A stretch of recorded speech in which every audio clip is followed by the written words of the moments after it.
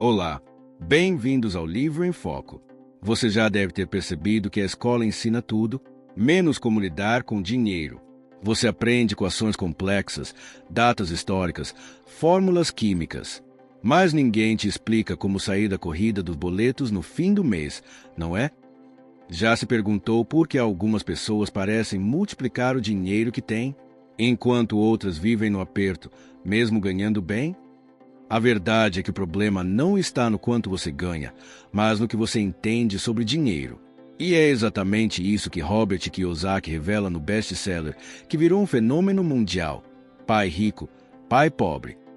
Neste vídeo iremos apresentar os ensinamentos principais deste livro, onde você vai entender porque a lógica tradicional de estudar, trabalhar e se aposentar pode ser uma armadilha.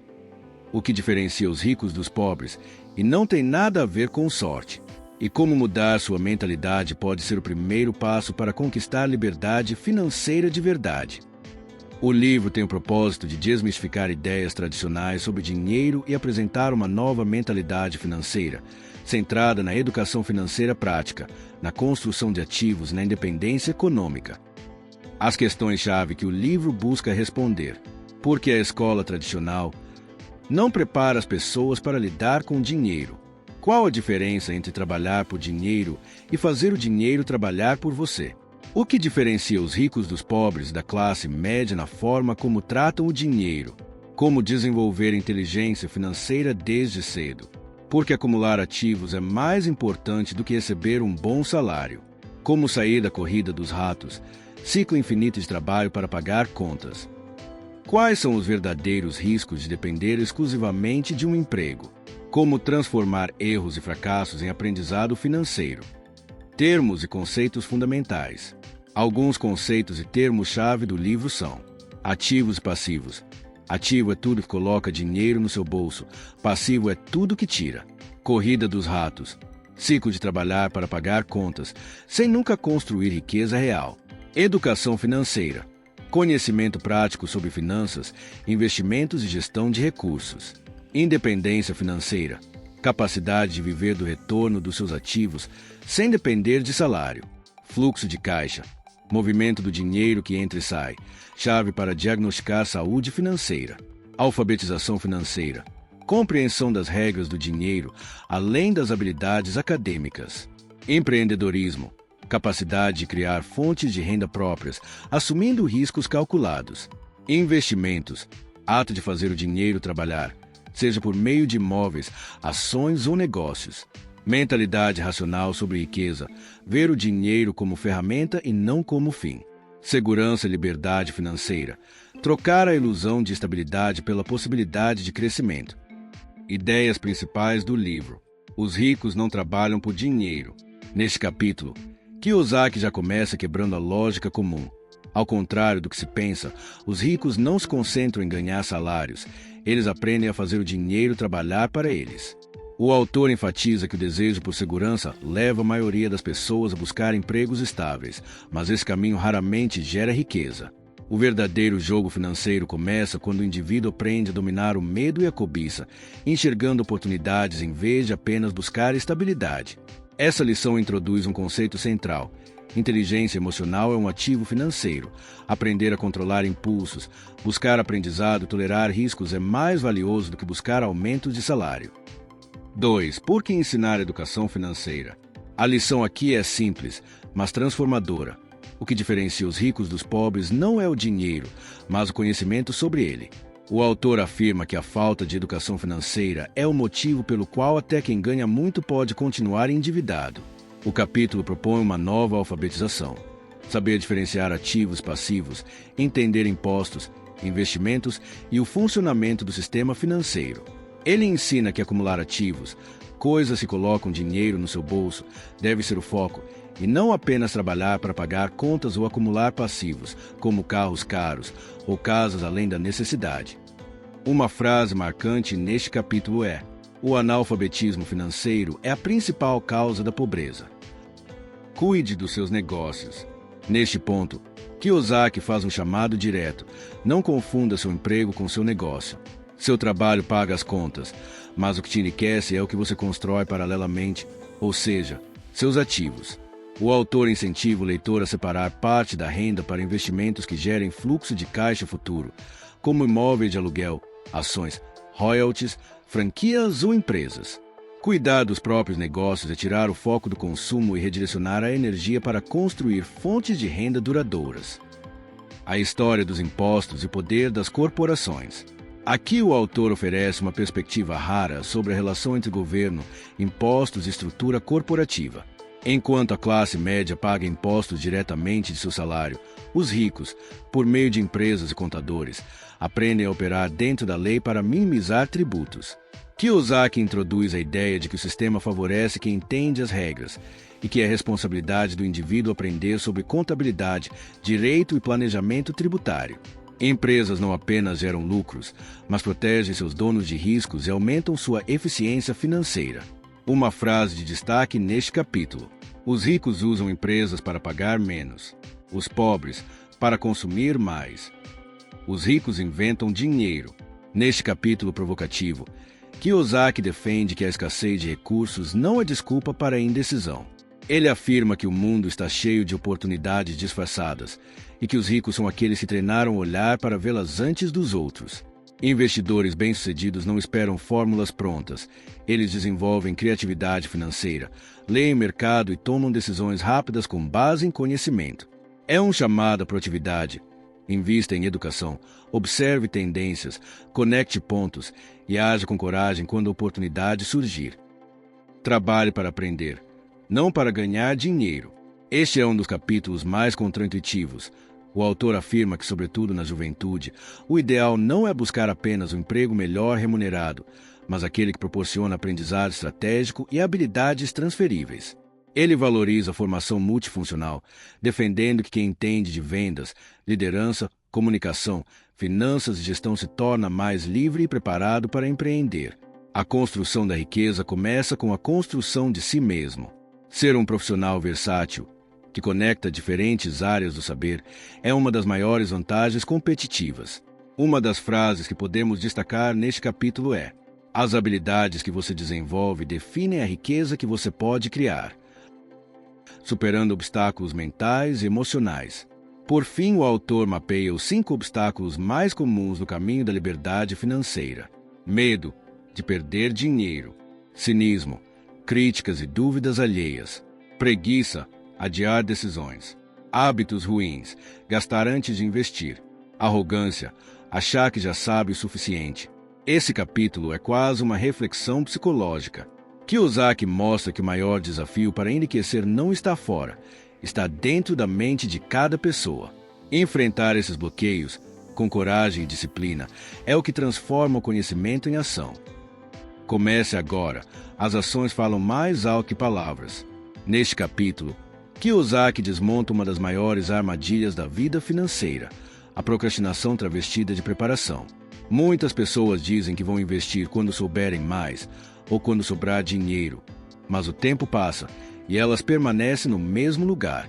O autor desafia o leitor a agir imediatamente, mesmo com pouco. Comece pequeno, mas comece. Leia livros, vá a seminários, converse com investidores, aprenda com quem está no jogo. Ele reforça que experiência real é mais valiosa que teoria e que errar faz parte do processo de aprendizagem. O medo de perder precisa dar lugar à determinação de construir. As oportunidades não são vistas com os olhos, elas são percebidas com a mente. Ainda quer mais? Aqui está o que você deve fazer. Neste capítulo quase coaching, o autor oferece dicas práticas e comportamentais para quem deseja avançar no caminho da liberdade financeira. Ele propõe uma lista de atitudes que funcionam como um código de conduta para o crescimento pessoal e econômico, como: escolha com quem você anda, ambiente molda mentalidade. Pague-se primeiro, invista antes de gastar. Estude constantemente, quem para de aprender, estagna. Tenha mentores e modelos financeiros. Ofereça valor antes de pedir retorno. A lição é clara. Riqueza é consequência de um estilo de vida disciplinado, curioso e corajoso. O capítulo também reforça que generosidade e propósito devem andar junto com prosperidade. Ajude, compartilhe, ensine. 10 passos para despertar o gênio financeiro. Aqui o autor sintetiza todo o livro em 10 passos para cultivar uma mentalidade de riqueza. Esses passos não são técnicas, mas princípios de desenvolvimento pessoal com foco financeiro, como: tenha um propósito poderoso, uma razão por trás da ação. Domine suas emoções, especialmente medo e desejo. Invista em si mesmo primeiro. Conheça a diferença entre fato e opinião. Busque mentores e fontes confiáveis. Aprenda fazendo. A prática solidifica o conhecimento. Aprenda a lidar com fracassos. Eles ensinam mais que os sucessos. Observe e modele quem já chegou lá. Crie hábitos consistentes de aprendizado e ação. Enxergue o dinheiro como uma ferramenta, não como um fim. Esse capítulo finaliza o livro com uma mensagem poderosa. A riqueza começa dentro de você, não fora. Ela é consequência de mentalidade, escolhas e consistência. No seguinte capítulo, ele aprofunda a importância de um motivo forte o suficiente para vencer os desafios do caminho financeiro. Ter dinheiro como objetivo é superficial.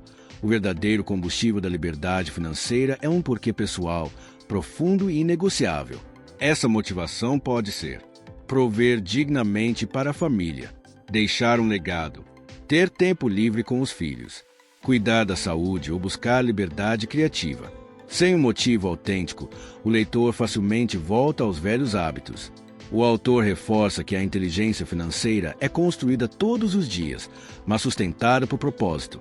E nesse sentido, o gênio financeiro interior só desperta quando existe clareza emocional e visão de longo prazo. O despertar do gênio financeiro. Escolha ser o criador do seu destino. O livro se encerra com uma visão de empoderamento. Kiyosaki acredita que todas as pessoas possuem um potencial financeiro latente, mas a maioria nunca o desenvolve por medo, conformismo ou falta de estímulo. Ele não oferece uma fórmula mágica, mas um caminho baseado em ação e responsabilidade pessoal.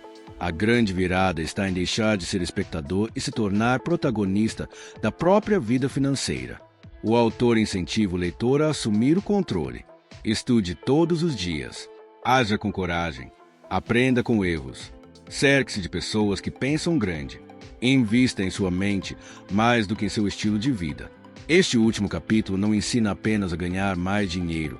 Ele convida a transformação interior de quem quer construir riqueza com propósito, inteligência e consciência. Uma frase importante: você não precisa ser brilhante. Precisa apenas estar disposto a aprender, a correr riscos e a não desistir. Ideias contraintuitivas, insights surpreendentes. O autor traz na obra algumas ideias bem contrárias daquilo que a maioria das pessoas está acostumada a pensar. Por exemplo, casa própria nem sempre é um ativo. Ao contrário do que muitos acreditam, a casa onde se vive gera custos e não renda. Por isso é um passivo até que comece a render retorno financeiro. Trabalhar de graça pode ser mais valioso que receber salário. O aprendizado adquirido em certas experiências vale mais que um salário fixo quando o foco é construir um futuro próspero. A segurança é a nova escravidão financeira. Buscar segurança a qualquer custo pode limitar o crescimento, o empreendedorismo e a liberdade de escolha. Avaliação crítica. Pontos fortes. Mudança de paradigma financeiro. O maior mérito do livro está em quebrar crenças tradicionais sobre dinheiro, como: trabalhe duro, economize, compre uma casa e se aposente. Ao colocar em oposição o pai rico e o pai pobre, o autor cria um contraste simbólico que funciona como ferramenta pedagógica eficaz para despertar o leitor. Didática simples e acessível.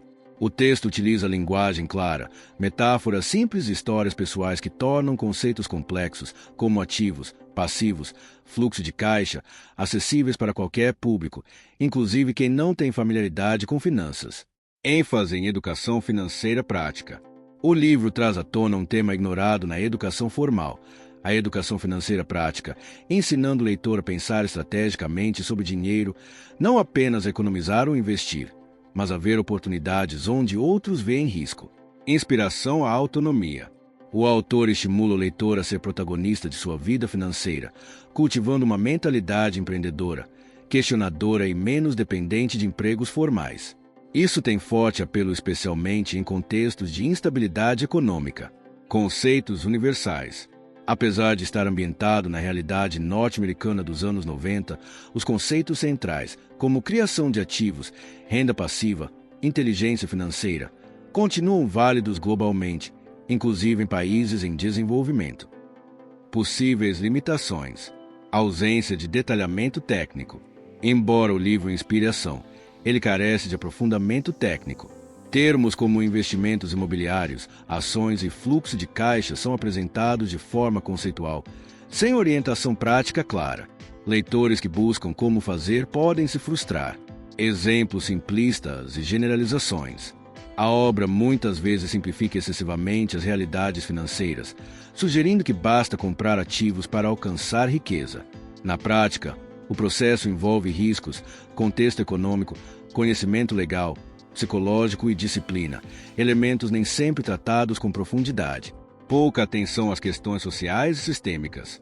O livro ignora contextos de desigualdade, herança econômica, acesso à educação e capital social, que influenciam as possibilidades de ascensão financeira. Essa omissão pode transmitir a falsa ideia de que todos têm as mesmas oportunidades, o que não é verdade. Conclusão: vale sim a leitura deste livro, desde que você saiba o que está buscando. Pai Rico, Pai Pobre vale muito a pena para quem deseja acender o interruptor mental da consciência financeira e se inspirar a buscar mais liberdade econômica. É um bom ponto de partida, mas não de chegada. Após a leitura, o ideal é aprofundar-se com conteúdos mais técnicos, contextualizados e aplicáveis. Se esse conteúdo fez sentido para você e despertou novas ideias sobre como lidar com dinheiro, dá uma olhada no link que eu deixei aqui na descrição. Lá você vai encontrar materiais exclusivos para aplicar os princípios do livro na sua vida real. E me conta aqui nos comentários qual foi a ideia mais impactante deste livro para você. Obrigado por assistir até aqui. Nos vemos no próximo resumo. Até lá!